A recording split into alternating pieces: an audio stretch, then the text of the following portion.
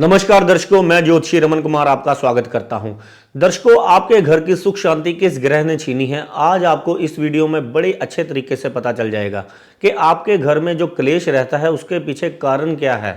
बहुत सारे ज्योतिषी आपको मंगल के ही उपाय कराने में लगे हुए हैं, जबकि कोई जानता ही नहीं है कि लड़ाई का कारण क्या है। क्या आपके घर में हर कोई एक दूसरे को नीचा दिखाने की कोशिश करता है और ये कहता है कि मुझसे सियाना कोई नहीं है, मुझसे इंटेलिजेंट कोई नहीं है, और जो मैं कह रहा हूँ वो सत्य है और तू गलत है, चाहे वो बड़ा है चाहे छोटा है। तो ये समझ लीजिए, जो बातों बातों में एक दूसरे को जो बुरा दिखाते हैं वो बुध ग्रह के कारण होता है। तो बुध ग्रह ने आपके घर में क्लेश डाला हुआ है। अगर आपके घर में एक दूसरे के ऊपर ऐसा भयानक गुस्सा आ जाए कि एक दूसरे पर हाथ छोड़ने की नौबतें आ जाए, जैसे आपके घर में माता पिता एक दूसरे के साथ हाथ पैर जो है छोड़ते हों, भाई बहन आप आपस में जो है झगड़ा करते हो, एक दूसरे पर हाथ उठाते हो, तो समझ लीजिए आपके घर में मंगल, जो कि हाथ पांव जो चलाने लगते हैं एक दूसरे पर हाथ पैर छोड़ने लगते हैं, तो वो मंगल ग्रह के कारण होता है। तो आपने मंगल के उपाय करने हैं। अगर आपका झगड़ा इस हद तक बढ़ गया है, भाई बहनों का, रिश्तेदारों का, मियाँ बीबी का, कि वो कोर्ट कचहरी तक चला गया है, तो समझ लीजिए आपके घर की सुख शांति शनि ग्रह ने छीनी है, क्योंकि कोर्ट कचहरी का मालिक शनि है। और एक झगड़े का कारण मुख्य होता है ग्रह, वो होता है वहम, शक।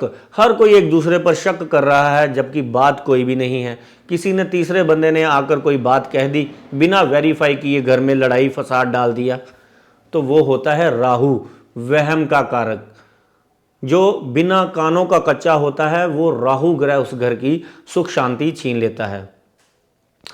ऐसे इंसान ना बड़ा देखता है ना छोटा देखता है, अपने घर में लड़ाई झगड़ा चलता ही रहे, ऐसा सिस्टम चलता रहता है।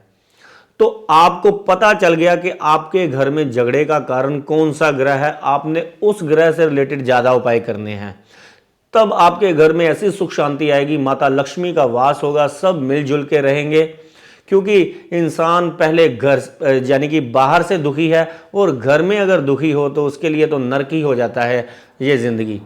तो अगर आप घर से सुखी हैं तो बाहर से फाइट कर सकते हैं, लेकिन अगर आप घर से दुखी हैं तो आप जिंदगी में समझ लीजिए नरक ही भोगने जैसे हालात हो जाते हैं। जो पति पत्नी की आपस में नहीं बनती वो भी नरक है, मियाँ यानी कि भाई बच्चों की आपस में नहीं बनती वो भी नरक है, भाई बहनों की आपस में नहीं बनती वो भी नरक है, बच्चों की माँ बाप के साथ नहीं बनती वो भी नरक है। उसके पीछे ये चार मुख्य कारण होते हैं। क्या आपकी लड़ाई सिर्फ बातों से होती है, तो आपने बुध ग्रह का उपाय करना है। वो क्या करना है, आपने मीठी रोटी बनानी है, उसको कबूतरों को डालना है, तेल के बीच में बनानी है।